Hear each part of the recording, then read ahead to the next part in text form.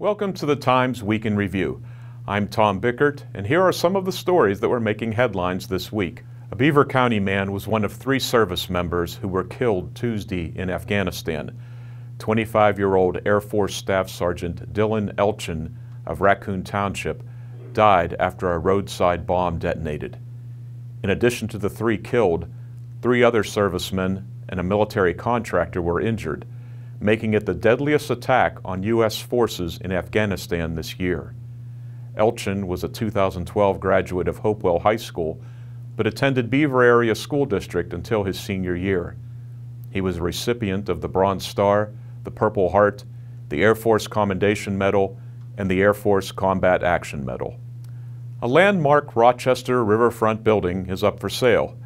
The 7-story building that has been home to Beaver Valley Bowl for nearly 70 years is on the market.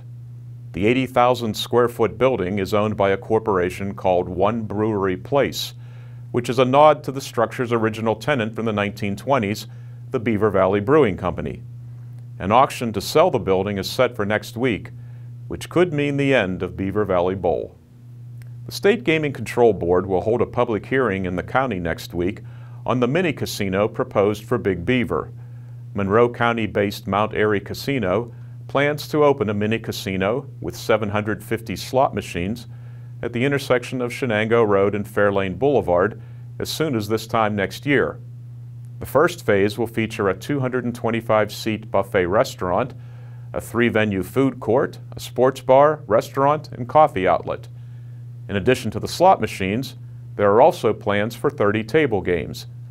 The public hearing will be at 1 p.m. December 4th at the Big Beaver Fire Station along Friendship Road. Those wishing to speak must register in advance by going to the State Gaming Control Board's website.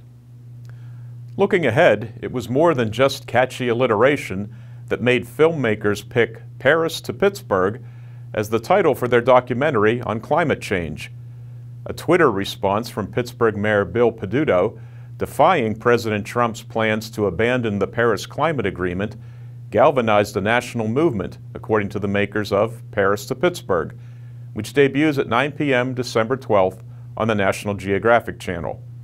The 78-minute film includes interviews with Peduto and his staff's Chief Resilience Officer, Grant Irvin, and shows footage of Pittsburgh protesters speaking out against the president's decision. Times entertainment editor Scott Tatey has the story behind the documentary. You can read about it in Sunday's Times or at timesonline.com. That's Week in Review for November 30th. Thanks for joining us. We'll see you next week.